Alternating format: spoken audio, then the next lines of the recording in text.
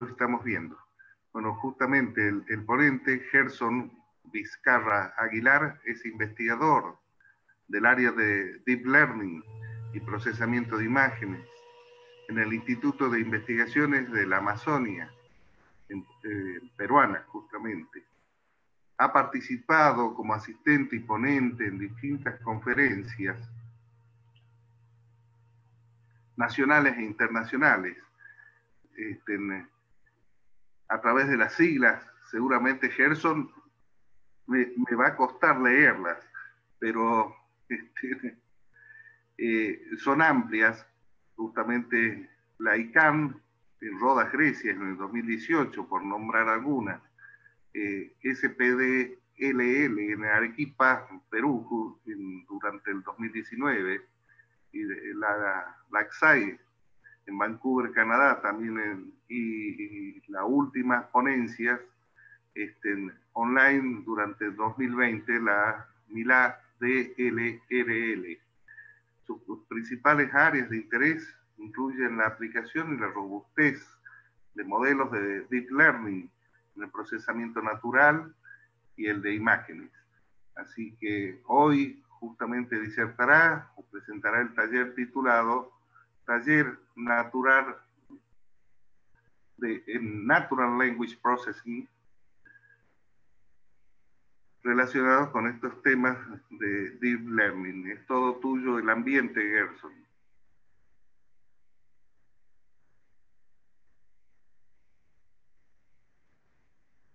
Creo que estás muteado, Gerson. No, pues escucho, Joshua.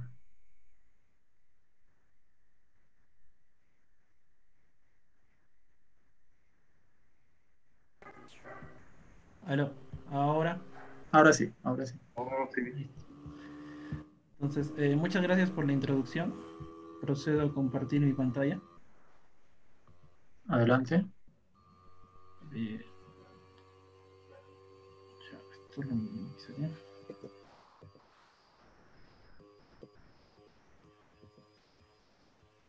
Ya, sí estoy. ¿Se ve, verdad? Sí, se ve. Ya, listo. Inicio. Ya. Bueno, como ya me habían hecho la presentación, mi nombre es Gerson Vizcarra y voy a presentar el taller en Natural Language Processing. Un pequeño disclaimer antes de empezar el taller. El área es muy extensiva, entonces vamos a tratar de cubrir los principales conocimientos del área. El tiempo también puede llegar a ser corto, entonces no voy a ir en muchos detalles específicos y tampoco voy a hacer una profundización de las definiciones matemáticas. Otra cosa es de que pueden preguntarme en cualquier momento acerca de la charla, en los detalles o cosas que no han quedado claras. Yo voy a estar revisando el tool de Q&A cada cierto tiempo para ir avanzando juntos. El objetivo en sí de la presentación es tratar de entender lo máximo posible. Entonces, cosa que si el tiempo no alcanza, yo voy a poder absorber la mayor cantidad de dudas que ustedes puedan tener acerca del tema. La estructura del taller está dada como siguiente. Primero una introducción, luego una explicación de cómo se obtienen los datos, preprocesamiento, representaciones de entradas, arquitecturas principales del NLP, y vamos a profundizar, eso sí, en transformers, y finalmente algunas ideas concluyentes. Como dije, en cualquier momento pueden realizar preguntas en el Q&A. Por favor, utilicen el Q&A. Cada vez que yo termine una sección, voy a revisar la sección de preguntas para que más o menos la charla está diseñada secuencialmente.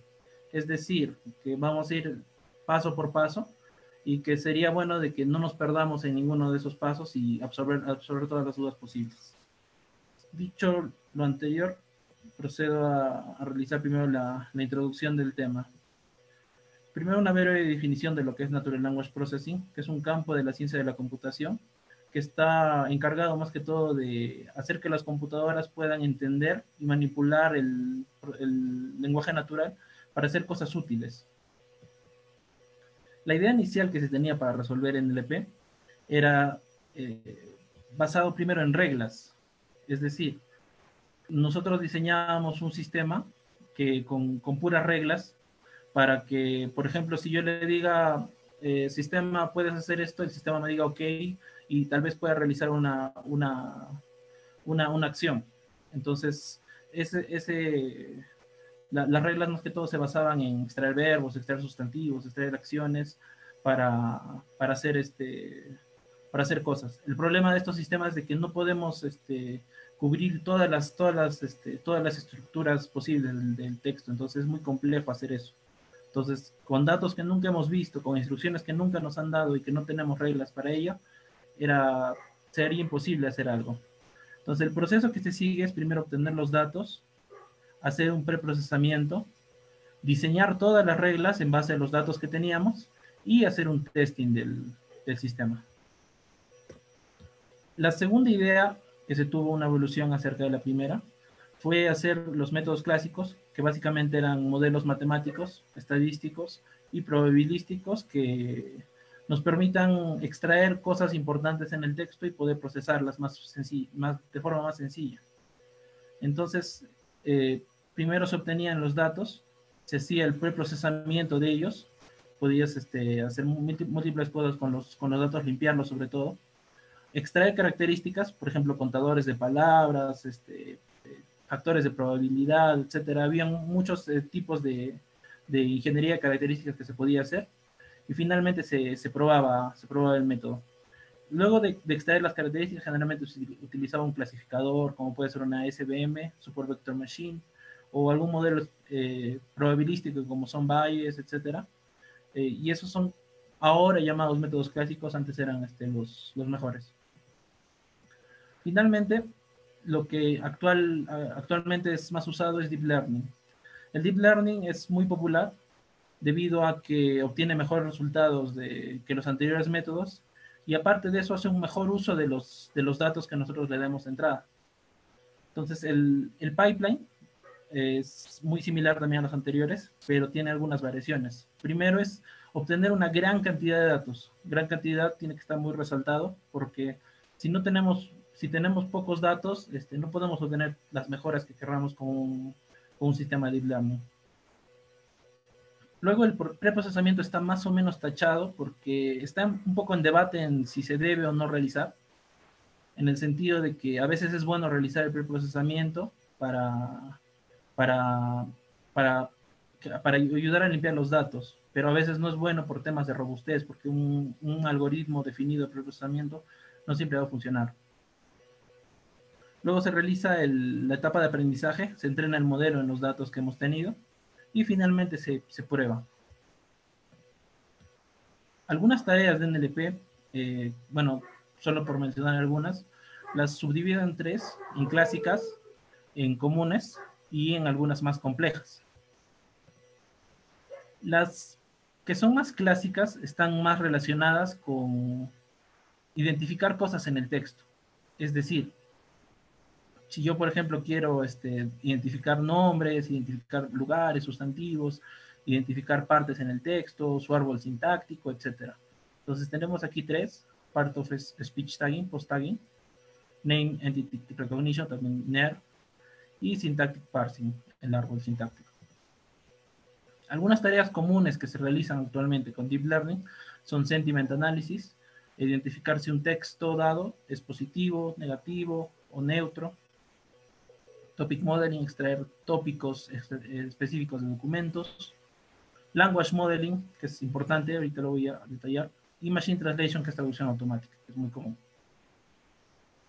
El Language Modeling es una tarea muy importante, ténganlo en cuenta esa tarea. Es un concepto más o menos simple, pero al mismo tiempo va a ser muy útil para futuras partes de este taller. Por ejemplo, se trata que dado un texto definido, nosotros podamos identificar la probabilidad de la siguiente palabra. Es decir, si a nosotros nos dan the quick brown, nosotros podamos identificar la probabilidad que tiene la siguiente palabra, que es fox. Entonces, y así sucesivamente. The quick round fox, podemos identificar la siguiente palabra, que es jumps. Y así sucesivamente. Ese es el concepto básico de del language modeling. Algunas tareas un poco más complejas, los chatbots, que es, bueno, es muy difícil. Habrán probado algunos que se han diseñado, a veces no funcionan, parece que decimos que esos programadores no sirven, pero es realmente complejo realizar esa tarea. La Automatic Summarization, que es resumen automático, dado un texto grande, nosotros tratamos de extraer o resumir en mayor medida la idea principal. Generación de texto, que bueno, puede ser condicional, que es similar al language modeling. Question answering, que se trata más que todo de identificar en base a puede ser en base a un texto de entrada, un texto grande, o puede ser algo general, de conocimiento general. A una red neuronal o un modelo le haces una pregunta y puedes responder. El pipeline general, para recordar, que es primero obtener una gran cantidad de datos, hacer preprocesamiento, realizar el aprendizaje y probar. Bueno, hasta aquí voy a revisar si hay alguna pregunta. No, no hay ninguna pregunta en el... Por favor, si tienen alguna pregunta, utilicen el box de question answering.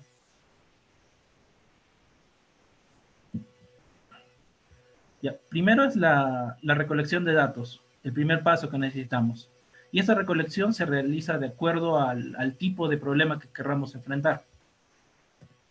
Por ejemplo, si nosotros tenemos problemas como post-tagging, NER o syntactic parsing, podemos recurrir a los datasets Penn, Treebank, podemos recurrir al dataset de tweets de Alan Ritter.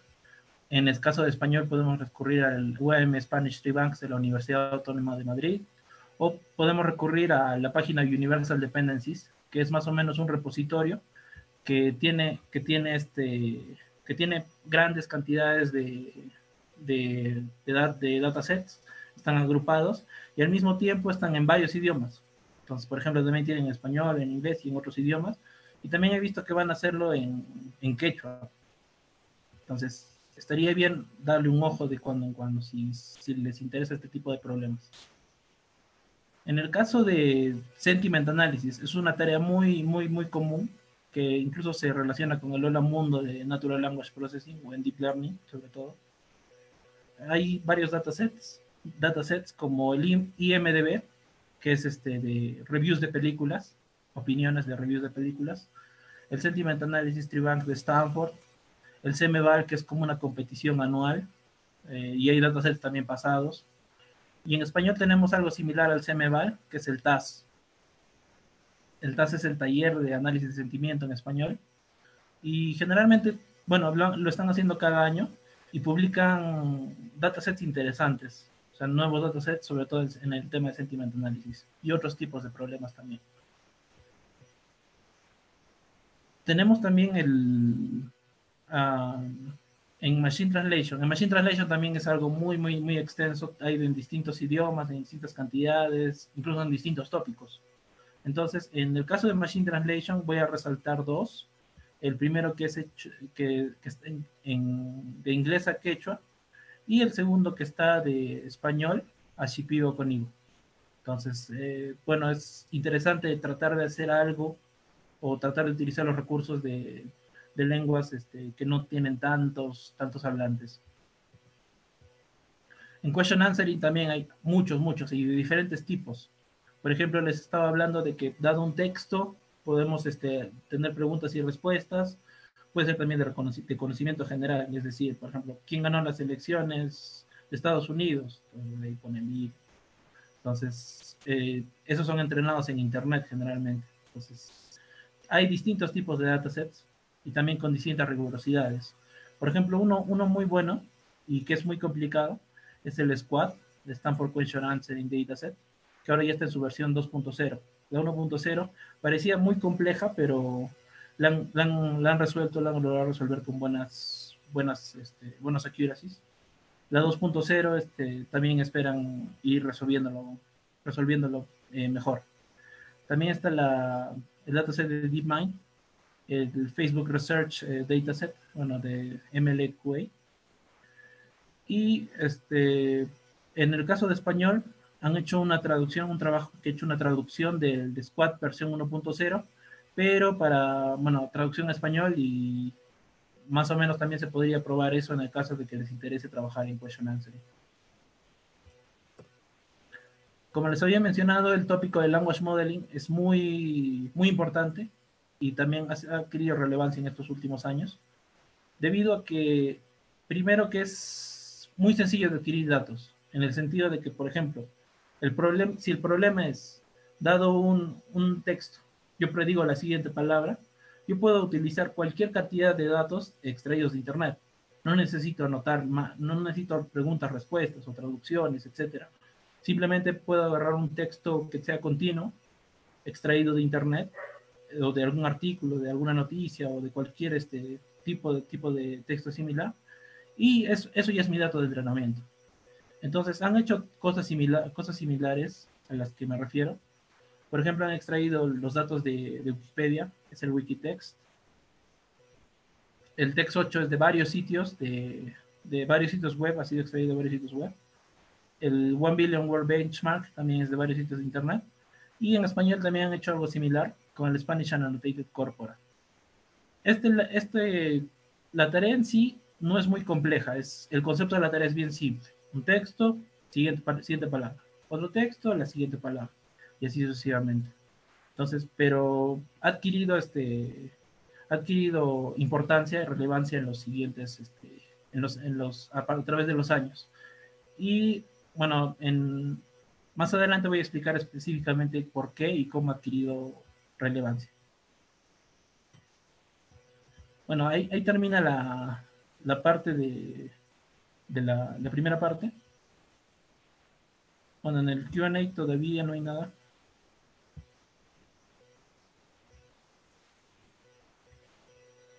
Y continuamos entonces. Les había comentado que después de adquirir los datos, se trata de se debe hacer un preprocesamiento, que es muy opcional. Entonces, aquí voy a explicar algunas técnicas. La primera es el stemming. El stemming es, por ejemplo, extraer la raíz de una palabra, es decir, lo que no cambia. Por ejemplo, si tenemos la palabra natural o nature, extraemos solo la parte nature. Tenemos study, solo study, y así sucesivamente. Entonces, lo que es invariante en la palabra, lo convertimos una palabra a su forma invariante. La lematización es similar, pero tiene un cambio, debido a que, por ejemplo, en el stemming, si nosotros tenemos change y changing, solo lo que no cambia es la parte chang, hasta ahí nomás, sin la E.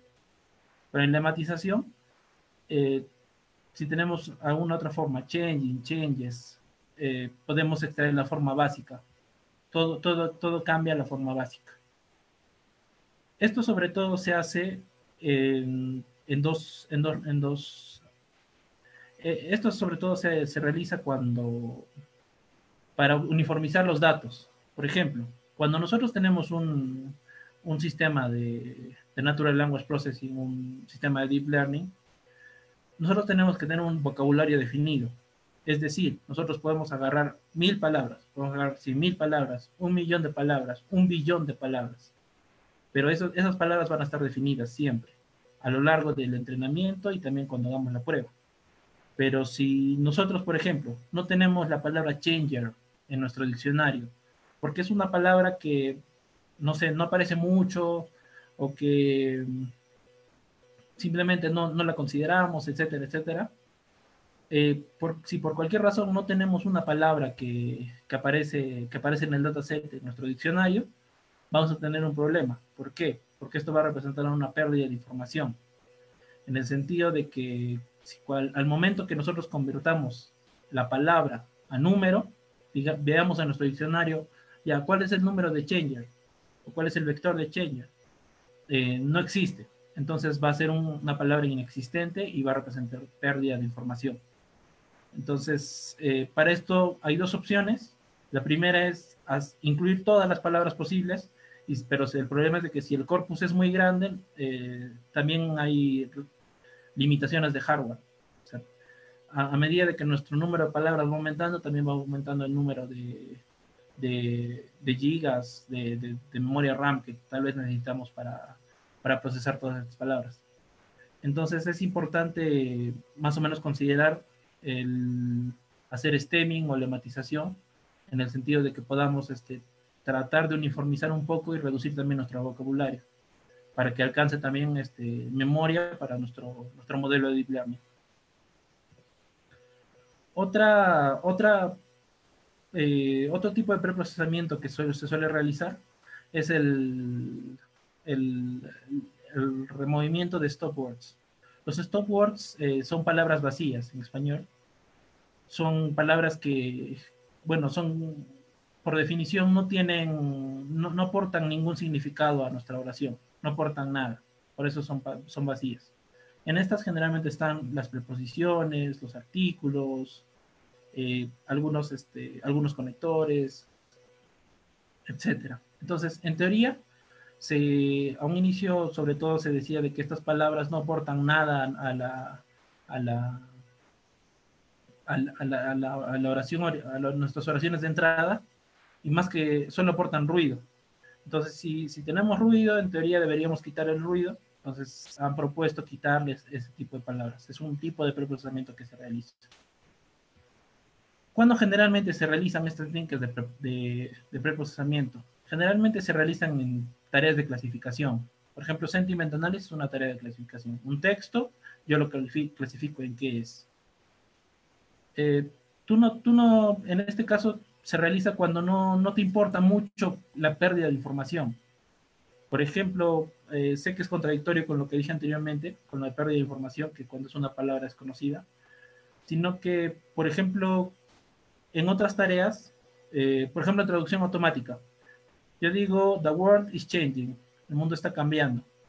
No es lo mismo si yo, por ejemplo, le quito el stop word da, porque es artículo, en teoría no me sirve, le quito el da, y el changing lo cambio a change.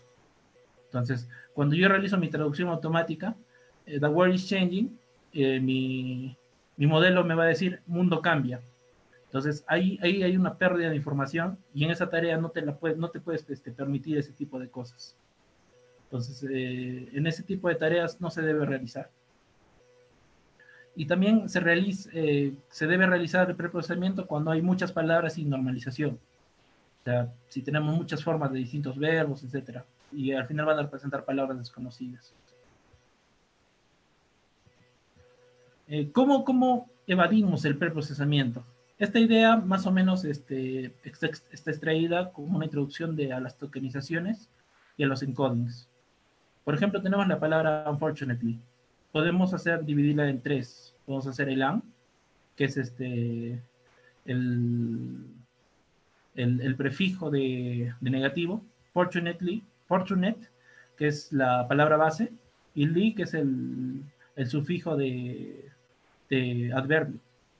Entonces, esta idea sería muy interesante aplicarla para poder evitar estar convirtiendo palabras o estar definiendo reglas y estar perdiendo un poco de información en nuestros datos originales. Hasta aquí la parte de preprocesamiento. Entonces, ahora vamos a empezar la sección de representaciones de palabras. Como ya les había mencionado, luego de preprocesar nuestras palabras, tenemos que convertirlas a números.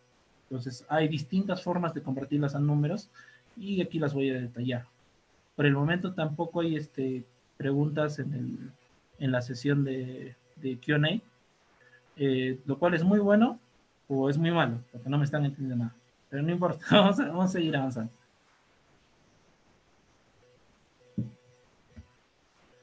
Luego de hacer el preprocesamiento, vamos a convertir nuestras palabras a números.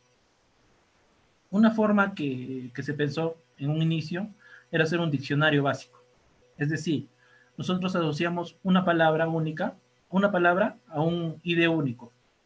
Entonces nosotros tenemos, por ejemplo, 0 puede ser car, 1, 2, 2, car. Pero si se fijan aquí, por ejemplo, no hay un orden específico. Entonces, la palabra 0 no está relacionada con nada, en nada con la palabra 1, con la 2 tampoco. Entonces, también sería muy trabajoso ordenarlas de acuerdo a un tema. Por eso como que se descartó. Una siguiente idea fue hacer un one-hot encoding. Es decir, nosotros tenemos un vector que es el número de palabras, del tamaño del número de palabras que tenemos. En este caso tenemos 3 palabras, nuestro vector es de 3. Ese vector está llenado de ceros y tiene un 1 en una posición específica. Entonces, ¿cuál es el problema de este tipo de representación? Es ineficiente. ¿Qué pasaría si nosotros queremos incluir 1 billón de palabras, 1 millón de palabras, 1 trillón de palabras? Vamos a necesitar 1 trillón de vectores, donde cada uno de ellos tiene 1 trillón 1 trillón menos 1 de ceros y solo 1. Entonces es demasiado ineficiente. Y eso es un costo computacional muy alto, por lo cual no se puede permitir. Para vocabularios pequeños tal vez podría funcionar, pero aún así es ineficiente. Luego se determinó otro método que está asociado al Bag of Words, que cada palabra está asociado al número de apariciones que tiene en una secuencia. El problema es de que, ¿qué pasaría si nosotros evaluamos una secuencia muy larga? Por ejemplo, si nosotros en un question answering nos dan un texto de 1000 palabras, entonces cada vez que nosotros procesemos un texto, solamente un ejemplo de 1000 palabras, vamos a tener que revisar palabra por palabra y ir contando cada una de ellas. Entonces, eso es un costo computacional alto en tiempo. A pesar de que lo hagas todo al inicio, lo vayas procesando todo al inicio, igual es costoso en tiempo. Luego siguen los word embeddings clásicos. Bueno, ahora ya son llamados clásicos, pero bueno, en su tiempo, hace unos 5 años, 4 años incluso, eran lo mejor de lo mejor.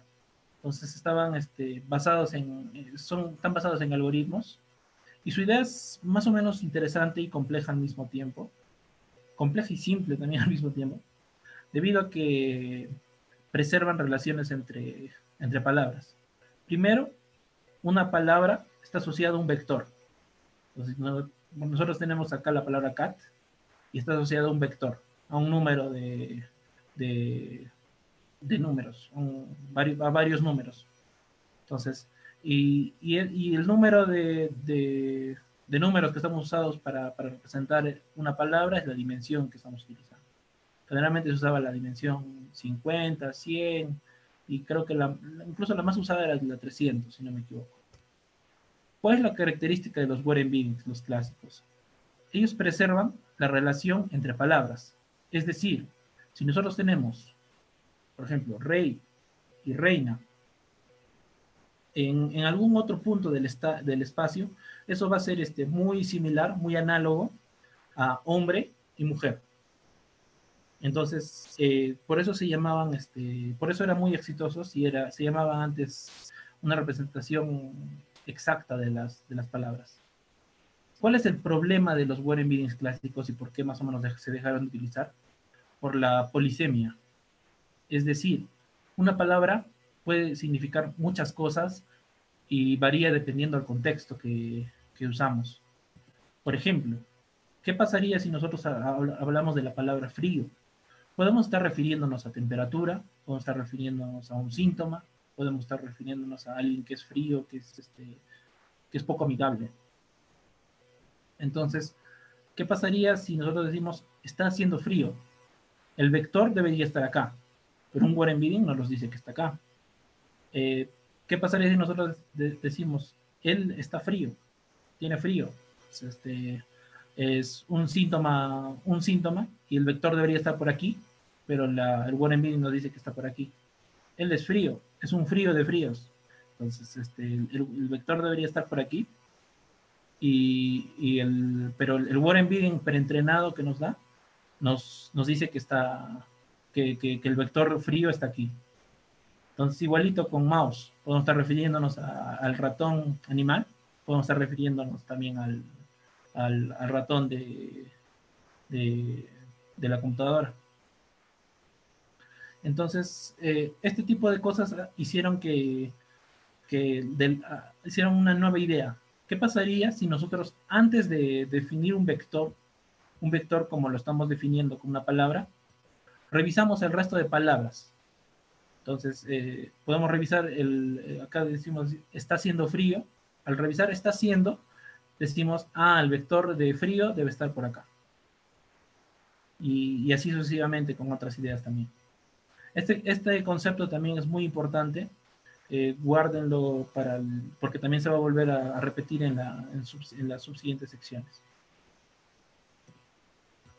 Las arquitecturas principales. Ya hemos hablado de primero obtener los datos, preprocesarlos, convertirlos a números, y ahora vamos a pasarlos por una arquitectura de Deep Learning.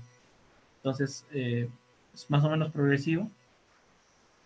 Y todavía no tenemos preguntas en el question answering. ¿Estamos bien? O al menos eso debería creer. Las arquitecturas principales en NLP. Primero, la más clásica, la red neuronal profunda, Deep Neural Network, también llamado perceptrón multicapa, que se trata básicamente de un conjunto, de extraer nuestras entradas en una neurona, agrupar nuestras entradas en neuronas, ir haciendo multiplicaciones y sumas, funciones lineales, más una función no lineal de activación, y pasarlos a la siguiente capa. Y así sucesivamente, así sucesivamente, así sucesivamente, hasta obtener la capa de salida, que es los resultados en sí que estamos obteniendo. Un problema de clasificación, de sentiment analysis, este podría ser el positivo, este el neutro, este el negativo, y este tal vez uno que no expresa sentimiento, es una idea nomás, no tiene sentimiento. Luego hicieron una red neuronal convolucional. La operación de convoluciones, bueno, para recordar, se trataba de una matriz grande y una matriz chiquitita. Íbamos multiplicando la matriz chiquitita en distintas partes de la matriz grande. Y íbamos guardando los resultados que teníamos. Entonces, en el caso de palabras, hicieron lo mismo. ¿Cuál es nuestra matriz grande? Nuestra matriz de vectores. Por ejemplo, tenemos un vector para la palabra wait, tenemos un vector para la palabra for, tenemos un vector para la palabra da, y así sucesivamente. Esa es nuestra matriz grande. Y nuestra matriz chiquita es el número de palabras que vamos a agarrar. Por ejemplo, nosotros agarramos todo el vector, pero por ejemplo de wait y for, de 2 palabras. Igual si queremos agarrar de 3 palabras. Entonces vamos multiplicando por toda la secuencia, y vamos haciendo operaciones, vamos haciendo más convoluciones, extrayendo el mayor, el max pooling, hasta obtener un resultado, hacer una red fully connected al final, y obtener, digamos, la clasificación que se debería tener. La red neuronal recurrente es básicamente ir pasando cada palabra por una neurona, ir multiplicándola, haciéndole una operación a cada palabra. Por ejemplo, si empezamos aquí, nosotros agarramos la primera palabra, le hacemos una operación, obtenemos un resultado. Ese mismo resultado pasa como entrada para la siguiente operación. La siguiente operación recibe el anterior resultado más el vector de la nueva palabra, y va haciendo otra operación. Y así sucesivamente vas haciendo operaciones hasta llegar al final. Al final puedes extraer todas estas operaciones si quieres, o puedes extraer solamente la última operación, que podrías considerar la más importante debido a que recibe todas las entradas. Ya habrán escuchado en charlas anteriores acerca de la red de LSTM, que es básicamente una mejora a la RNN, que es lo mismo que la RNN, solo que le cambian las operaciones que se hace dentro. Antes se hacían operaciones un poco más simples, aquí se le agregan unas puertas. Estas puertas son llamadas para olvidar la información anterior o continuar recordándola. Por ejemplo, aquí ven una multiplicación y aquí una suma. Entonces, aquí recibimos la salida anterior. ¿Qué pasa si nosotros lo multiplicamos, digamos, por 0? Entonces, vamos a olvidar todo lo que hemos hecho hasta aquí y simplemente nos vamos a concentrar desde acá. Entonces, eso ayudó más que todo a que las RNN tenían el problema de que, ¿qué pasaría en una secuencia de 1000 palabras, digamos? O de 100 palabras. En textos muy grandes, la red tendía a olvidar cosas sin querer. O sea, tendía a solo observar los últimos resultados. Entonces, la LSTM ayudó a que puedas conservar en mayor medida la información anterior. Luego, de la misma RNN, se ha sacado una nueva red llamada Sequence to Sequence, que es, la idea es más o menos sencilla. Conviertes las palabras a vectores, los vectores los vas pasando por una RNN, primero que es el encoder. Luego de aquí obtienes una salida. Esta salida nos sirve de entrada para generar algo. Por ejemplo, nosotros le mandamos el go, que es, decimos ya, genera algo. Entonces, recibiendo esto, todo este vector como entrada y nuestra primera palabra, nosotros podemos generar nuestra primera salida. Decimos, I. En este caso es una pregunta. Decimos, how are you? Todo esto lo encodificamos y al final lo decodificamos en una respuesta. Vamos a decir, I, luego esto nos sirve como entrada, decimos am y finalmente good.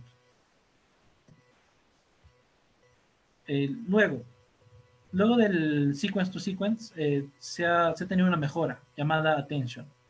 El attention es como ya he mencionado, una mejora del sequence to sequence que consiste principalmente en determinar relaciones entre las entradas y las salidas. Es decir, si yo quiero traducir I just want to have a sister, puedo ir observando puedo ir multiplicando cada una de los pesos que yo tengo de entrada con una pequeña ponderación. Si esa ponderación, por ejemplo, acá me sale fuerte, por ejemplo, con la primera palabra me sale 0.9, digamos, una ponderación alta, y con el resto de palabras me sale una ponderación muy pequeña. Entonces, esas ponderaciones nos sirven para que la red pueda concentrarse en ciertas partes al momento de decodificar. Si quiero yo decodificar las primeras palabras, es probable que las primeras palabras estén dentro de las primeras palabras de mi entrada también. Entonces, como les decía, esto se logra con unos pesos de atención. Por ejemplo, I am a student, she's a student. Podemos, primero al encodificar la palabra I y al tratar de generar la primera palabra, la G, podemos definir los pesos. Estos pesos solitos se van aprendiendo, la red los va aprendiendo y principalmente se va a fijar en la primera salida. Luego se va a fijar tal vez se va a fijar en la segunda salida y así sucesivamente. Este concepto de atención también se trasladó a otras redes, por ejemplo la Convolutional Sequence to Sequence, que más o menos realiza convoluciones entre las palabras y realiza sus relaciones también. Por ejemplo, aquí más o menos se ve un poco más claro cómo es la atención. Yo multiplico todas las salidas de mis convoluciones y las líneas verdes más oscuras son las que tienen mayor relación con las salidas que estoy generando. Realizo convoluciones, attention, convolución, attention, convolución, attention y genero la siguiente palabra. Convolución, attention y ese proceso se va repitiendo para generar las siguientes palabras. Este concepto de atención más o menos trataron de decir, oye, esto es muy útil. ¿Qué pasaría si nosotros dejamos de hacer operaciones con RNNs, operaciones de olvidar, esas cosas, o operaciones de convoluciones que son más o menos complejas? No las necesitamos. Entonces, propusieron el transformer, que se trata Attention is all you need. El paper se llama así, atención es todo lo que necesitas. Que básicamente se trata en solo utilizar atención. Por ejemplo, cuando nosotros queremos decodificar, ya no realizamos ninguna convolución, no realizamos nada, simplemente empezamos a captar la atención de las anteriores palabras generadas y de las palabras para poder generar las nuevas palabras. Y de las entradas también realizamos atención. Al momento de empezar, si hay algo importante que les dije que recordaran, era que antes de hacer toda la encodificación, nosotros vamos viendo al resto de palabras, vamos haciendo atención con el resto de palabras. Por ejemplo, si yo tengo I, arrive, da, vamos haciendo atención entre ellas. Pues, antes de determinar un vector para I, yo ya he revisado todo el resto de palabras. Y ese es el concepto más o menos que se tenía antes de la contextualización. Si nosotros tenemos aquí frío y podemos revisar está haciendo, podemos determinar un vector más exacto, más seguro para esa palabra. Entonces, cuando nosotros hacemos la atención sobre sí mismo, se llama self-attention, podemos determinar relaciones entre el mismo texto. Por ejemplo, da se relaciona con lo, así sucesivamente. Entonces, el texto tiene relaciones e interdependencias entre otras partes, entre palabras. Entonces, esta idea se hizo muy, muy interesante y muy poderosa y hasta ahora se utiliza. Hasta aquí la parte de modelos. Entonces, el modelo más avanzado hasta el momento es el Transformer. Luego vamos a hablar de cómo se han ido utilizando los Transformers. Voy a ver. Todavía no hay ninguna pregunta, lo cual es bueno o malo. Ya. Habíamos dicho que estos modelos están preentrenados. Entonces, la idea de preentrenamiento viene de transferencia de aprendizaje. Nosotros en un aprendizaje tradicional tenemos un dataset y aprendemos, lo entrenamos para aprender que haga una tarea en ese dataset. Tenemos otro y lo entrenamos otro modelo, otra arquitectura o la misma para que haga otra tarea. Pero ¿qué pasa en Transfer Learning? Nosotros tenemos un dataset grande, lo entrenamos para que haga una tarea. Ese mismo conocimiento que hemos adquirido en este dataset gigante, podemos pasarlo a otro para que aprenda a hacer otra tarea. Y esto en un dataset más chiquito. Entonces esto soluciona problemas de datasets pequeños. Y esta idea es muy, muy potente y se utilizaba mucho en visión computacional, en imágenes, pero no se usaba mucho en NLP. Pero bajo una premisa se empezó a usar el año 2017, 2018 se empezó a usar el Transfer Learning, así que es relativamente nuevo. Primero recordamos que era un Language Model. El Language Model, se recuerdan que era dado una entrada, un conjunto de palabras de entrada, nosotros predecimos la siguiente palabra. Tratamos de predecir la siguiente palabra. Entonces, este concepto, que es muy sencillo, se volvió muy importante porque podíamos, ¿qué pasa si nosotros entrenábamos un modelo en un dataset gigante, un language model gigante? Empezamos a entrenar nuestro modelo para predecir palabras. Se descubrió que el modelo podía llegar a aprender más o menos una estructura de un texto, relaciones entre palabras y distintas cosas. Algunos modelos que hicieron eso fue ULMFit, Elmo y BERT. Cada uno, primero el ULMFit básicamente hizo language model, o sea, el language model de predecir la siguiente palabra, pero utilizando LSTM. ¿Se recuerdan de la red LSTM que es de operaciones? Y así sucesivamente. Eso sí, LSTM. Primero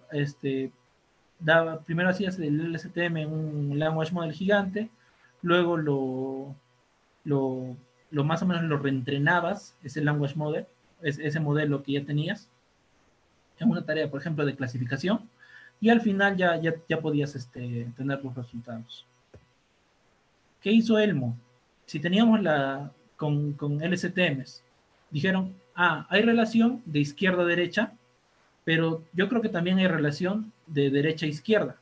Entonces entrenamos dos modelos paralelos, uno que prediga la siguiente palabra y otro que prediga la anterior palabra, y así preentrenamos y sacamos nuestros resultados similar a ULMFit. Entonces esa es la mejora que hicieron y obtuvieron mejores resultados. De ahí también salió GPT, del famoso GPT-3, la primera versión.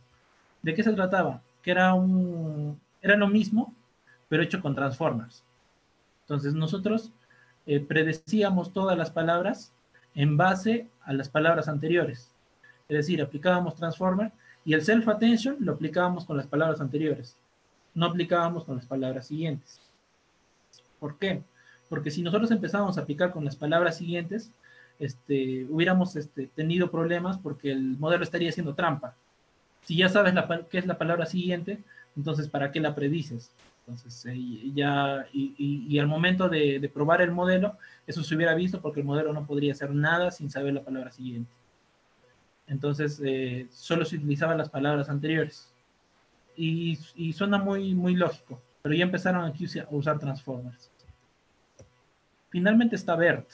BERT es el modelo que hizo más o menos un boom en el procesamiento del lenguaje natural debido a dos principales modificaciones. Dos principales modificaciones a GPT. La primera era de que ya no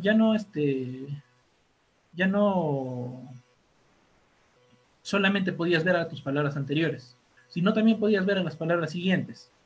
Es decir, podías ver todas las palabras para sacar un resultado.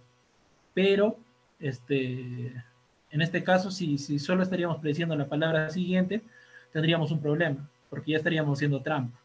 Entonces, BERT introdujo lo que es el Masked Language Modeling.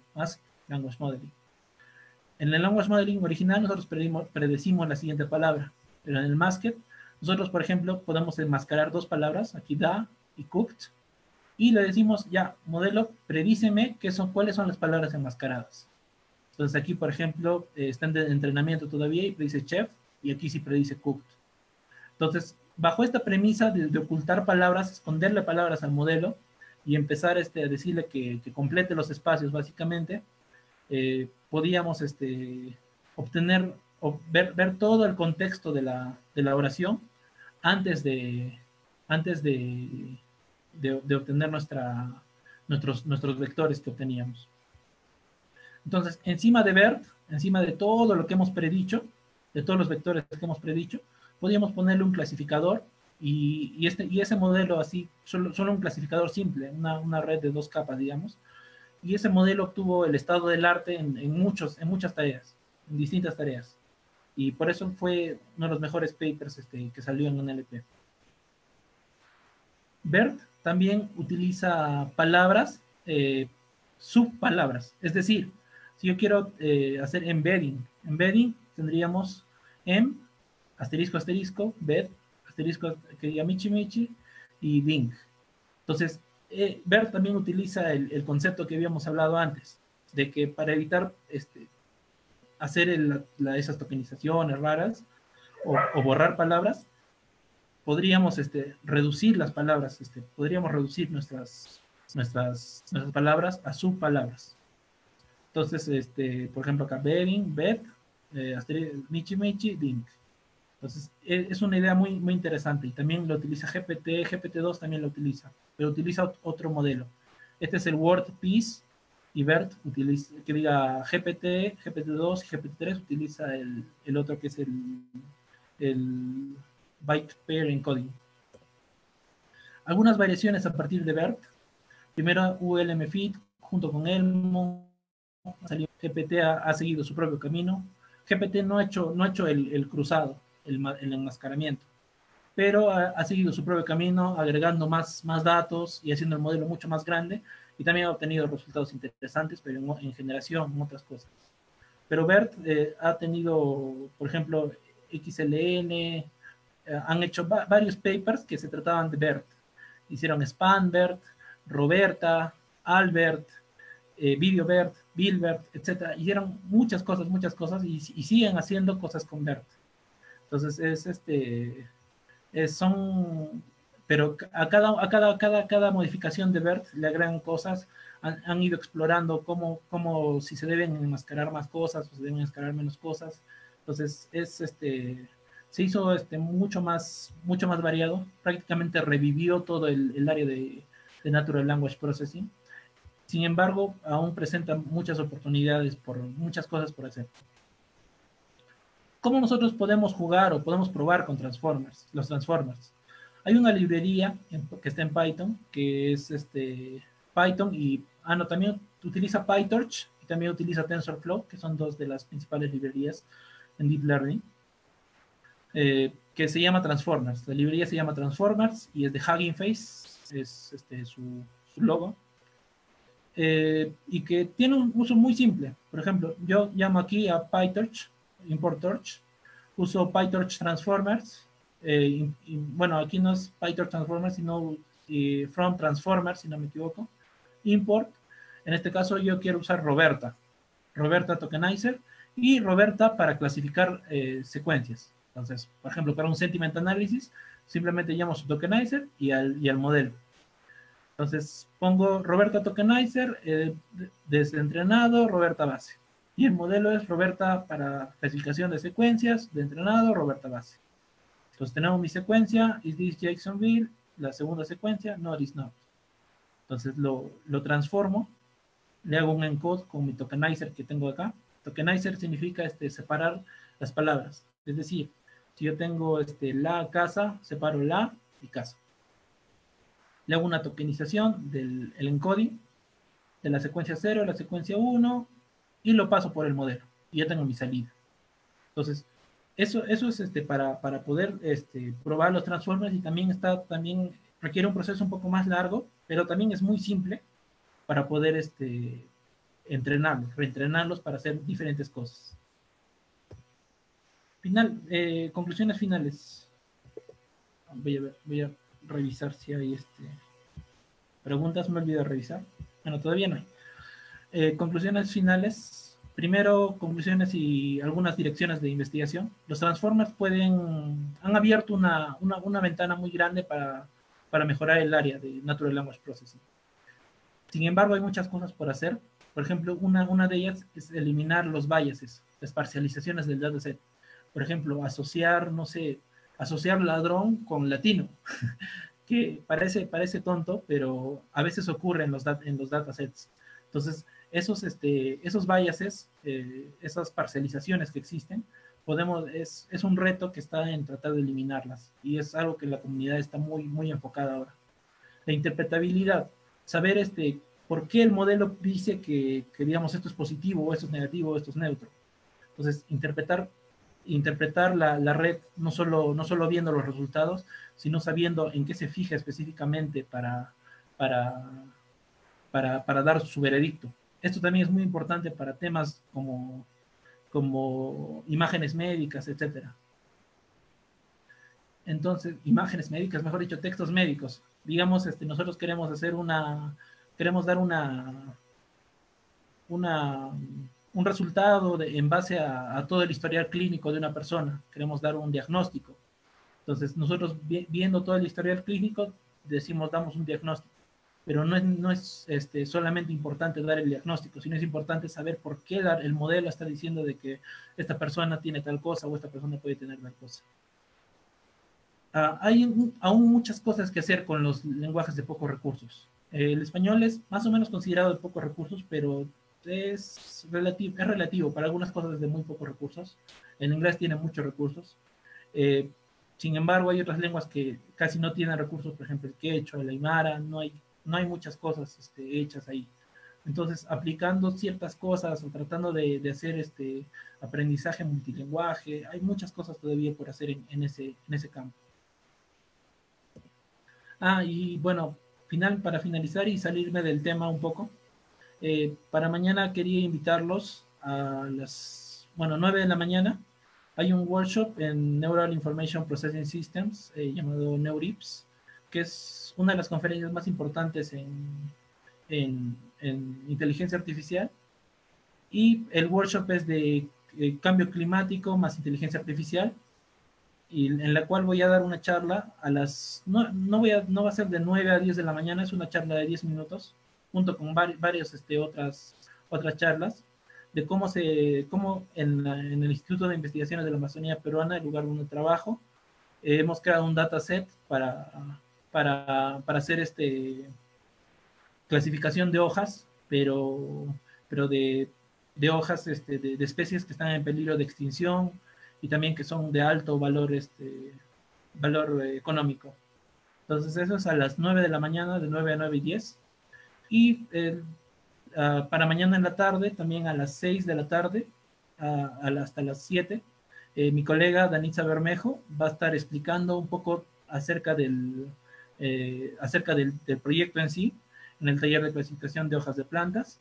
Y también va a mostrar un poco más, va a ser un poco más práctico en el sentido de que va a mostrar código y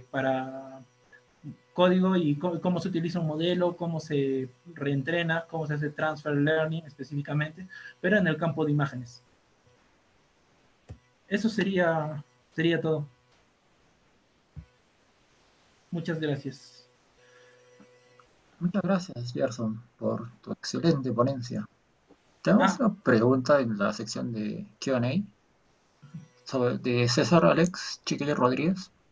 ¿Cuáles son los principales métodos para entrenar un modelo de NLP? ¿De casualidad sabe cómo entrenaron GP3? A ver, principales métodos.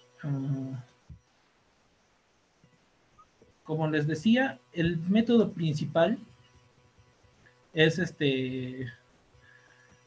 error. O sea, por ejemplo, depende mucho de la tarea. Nosotros definimos una función de error. Depende mucho de la tarea. Por ejemplo, si nosotros tenemos una tarea como, no sé, sentiment analysis, nuestro error, ¿cómo lo calculamos? Calculamos el error en base a cómo hemos predicho. Por ejemplo, si nosotros tenemos un texto, la casa es muy buena. La casa es muy buena, es positivo. ¿Qué pasa si nuestro modelo ha predicho que positivo 0.01 y negativo le ha puesto 0.9? Entonces, si nuestro positivo es tan bajo, nuestro error va a ser muy alto. Entonces, no sé si me dejo entender, pero más o menos ese es en el caso de sentiment analysis. Igual es en los modelos de generación, en machine translation. Si nosotros queremos predecir la palabra, no sé, decimos no sé, house, casa. Queremos predecir esa relación. Entonces, en el momento de que nuestro modelo nos bote todas las probabilidades de las oraciones, de las palabras que se puede predecir, si nos... Ahí está, esto está aquí. Por ejemplo, nosotros queremos predecir la siguiente palabra. Nosotros tenemos aquí probabilidades. Si la probabilidad de la palabra correcta en sí es muy baja, el error va a ser muy alto. Es muy similar en el caso al caso de sentiment analysis. Entonces, depende mucho de la tarea cómo se entrena. Y en el caso de preentrenamiento, como les había mostrado, aquí entrena con LSTMs, pero mirando hacia adelante, mirando hacia los dos lados, el GPT es con transformers, pero mirando solo hacia adelante, no puedes mirar a las palabras futuras, sino solo miras a las pasadas. El BERT es hacia ambos lados, pero enmascara cosas. Y la segunda parte de la pregunta, si no me equivoco, era ¿cómo entrenaron GPT-3? GPT-3 básicamente, o sea, parece muy complejo, pero es lo mismo que GPT. El GPT-3, lo único que le hicieron es, bueno, le cambiaron algunas cuantas cositas al modelo, le cambiaron a la tokenización, que antes era una tokenización creo que muy estándar, y ahora le hicieron una tokenización para que acepte todos los tipos de caracteres en todos los tipos de idiomas, y el modelo lo hicieron muy grande. Es decir, si el modelo antes pesaba, no sé, 100 megas, el GPT, el modelo GPT-2 pesaba, si no me equivoco, como 5 gigas, creo, no sé, por ahí. Entonces, y el GPT-3 ya pesa no me recuerdo, no sabría decir cuánto, pero es como 100 veces más de lo que era el GPT-2. La idea básicamente es la misma. Lo único que hicieron es pedir dinero a Microsoft, comprar unos servidores mucho más grandes, utilizar mucho más cantidad de datos, un modelo mucho más gigante y que tratara de captar todo lo más relevante de esos datos. En general es básicamente compraron los resultados básicamente, porque es redujeron los requerimientos de hardware y sin esa limitante podían entrenar un modelo gigantesco. Entonces, así básicamente se entrenó GPT-3. Tenemos más preguntas. Quizás conozcas algún ejemplo de NLP para el área jurídica. Para el área jurídica. No había escuchado hasta el momento de uno. El área que sí se está poniendo muy de moda es el área médica, pero el área jurídica no he visto algún modelo. Pero, o sea, todo lo que se va a hacer en español y se está haciendo en español, probablemente ya se haya hecho o se está haciendo en inglés. Entonces sería cuestión de buscar algún modelo que se haya entrenado en leyes, tal vez, un modelo preentrenado en leyes, porque ahora está de moda el transfer learning, y más o menos tratar de trasladar la idea a español. Porque si se dan cuenta, eh, todo lo que es language modeling se puede realizar simplemente teniendo un texto. Entonces, al tener un texto, entonces, si es en un caso jurídico, simplemente si lo tenemos en texto, tenemos archivos, podemos recolectar millones y millones de archivos con la ayuda en este caso, del Poder Judicial, y se podría entrenar un modelo grande. Mm, Todavía tenemos más preguntas. Si se puede dar diagnósticos en el contexto médico, lo mismo se podría aplicar para calificar el rendimiento de proyectos, sistemas, etc., etcétera. Eh, yo creo que sí, o sea, la principal barrera es en este caso, la data. O sea, aparte de, digamos, nosotros entrenar el modelo, de entrenarlo en un texto grande, digamos, de diagnóstico médico, nosotros tenemos que más o menos saber hacer un match de un dataset que tenga proyectos y su calificación. O sea, que tenga proyecto, su descripción, sus resultados y su calificación. Entonces, si nosotros, digamos, tenemos, no sé, unos 1000 proyectos, unos 2000, unos mil estaría bien. Incluso tal vez más, o sea, cuanto más es mejor. Cantidad de proyectos, sus descripciones en texto y sus calificaciones también descritas. Podríamos entrenar un modelo que en base a esa información dado pueda empezar a calificar el rendimiento de diferentes proyectos. En general, el problema en Deep Learning siempre van a ser los datos. O sea, con el entrenamiento, con el Transfer Learning, siempre se ha reducido mucho, porque si antes necesitábamos, no sé, 100.000 ejemplos o 50.000 ejemplos, ahora tal vez necesitemos 1.000 o 2.000 o 5.000 o 10.000, pero aún se necesita gran cantidad de datos. Entonces, cualquiera que trabaje en algún instituto, algún centro público que tenga datos, es muy relevante para la comunidad que los publique, cosa que también los investigadores se van a interesar por esas áreas. Entonces, si hay investigadores interesados en esas áreas, van a procesar sus datos y también van a realizar modelos y van a publicar esos resultados. Y usted al tener los resultados, etcétera, puede aplicar lo mismo en su organización, puede aplicar lo mismo en su empresa y al mismo tiempo que ayuda a la comunidad, se ayuda también a sí mismo porque puede obtener beneficio de esos datos. Una pregunta más de Lisbeth. De todo, felicitar por su ponencia. ¿Podría recomendarnos algunos libros, autores? Tal vez Ah, sobre todo para gente que se está iniciando en lo que es el NLP. sí, a ver, libros, sinceramente yo no he leído muchos porque no soy mucho de leer libros, soy un poco más audiovisual. Entonces, bajo ese aspecto, podría recomendarles el curso de NLP que dicta Stanford. Está en YouTube, está libre en YouTube. Son, si no me equivoco, 20 sesiones, creo. Hicieron la versión 2017 con más o menos los conceptos de word embedding, cosas así. Y también lo publicaron en la versión 2019 con conceptos más relacionados a transformers, generación de texto y distintas cosas. Entonces, estaría bien ver ambos porque lo dicta gente muy top en el área. Por ejemplo, en el 2017 lo dictan creadores de Glob, que es uno de los web embeddings más conocidos mundialmente, que eran los más utilizados. Y en el del 2019, por ejemplo, lo dicta uno de los autores, el primer autor de Attention is All You Need, pues del Transformer, del que propuso Transformer, y dicta una sesión, por ejemplo. Entonces, me parece uno de los mejores cursos para iniciarse en el área de Deep Learning aplicado al procesamiento del lenguaje natural. Claro, está de más mencionar que el curso está en inglés, pero bueno, activando los subtítulos o tratando de entender todo, o incluso con diccionario, yo diría que vale mucho la pena ver el curso.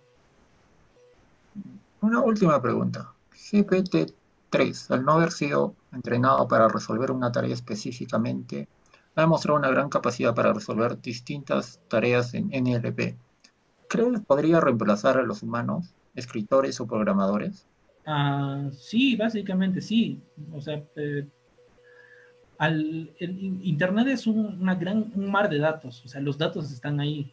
GPT-3 ha sido solo entrenado para predecir la palabra siguiente, pero aún así ha logrado abstraer distintas cosas. Por ejemplo, si nosotros hacemos preguntas y respuestas, probablemente lo haya sacado de un blog en Reddit, donde preguntaban algo y le respondían.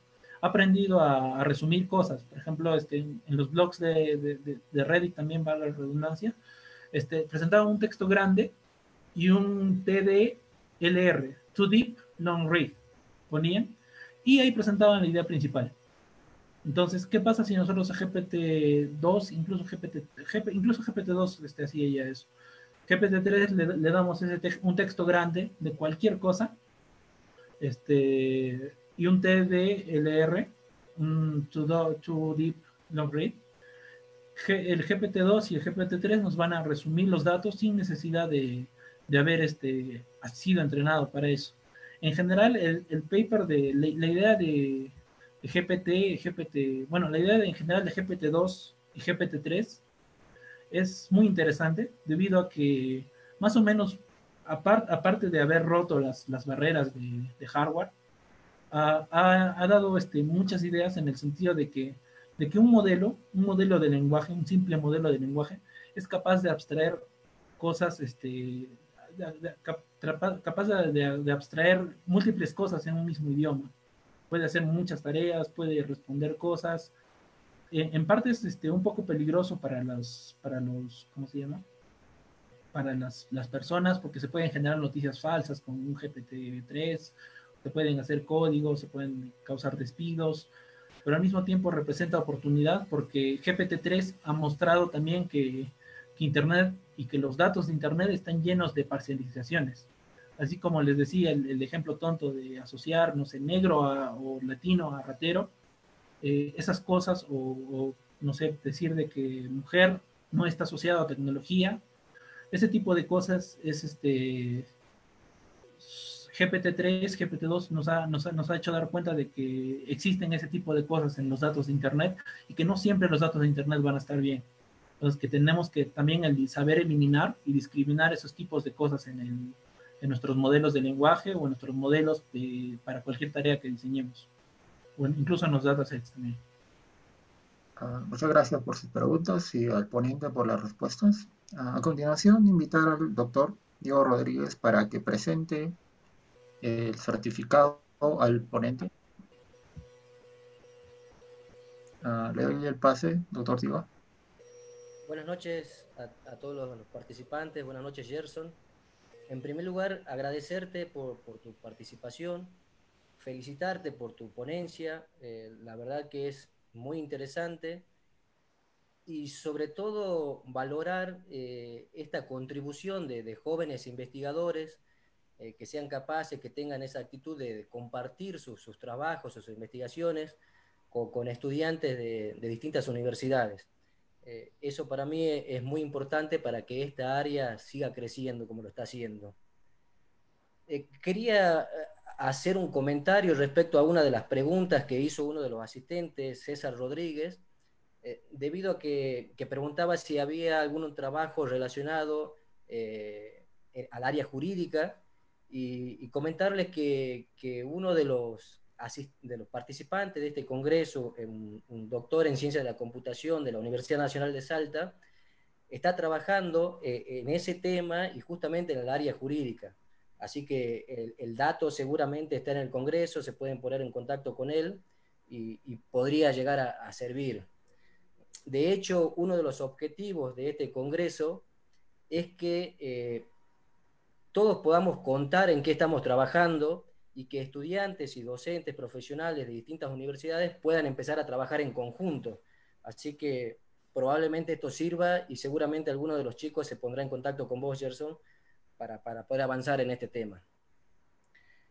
Bien, ahora en nombre del comité organizador del Congreso, queríamos otorgarte un agradecimiento, darte un certificado en calidad de ponente en el primer Congreso Internacional Peruano-Argentino de Ingeniería de Sistemas e Informática y tercer workshop de Inteligencia Artificial, ¿sí? Organizado por la Escuela Profesional de Ingeniería en Sistemas de la Universidad Nacional del Altiplano, Perú, y el Departamento de Informática de la Universidad Nacional de Salta, llevado a cabo entre el 7 y el 12 de diciembre del 2020, con una duración de 120 horas. ¿Sí?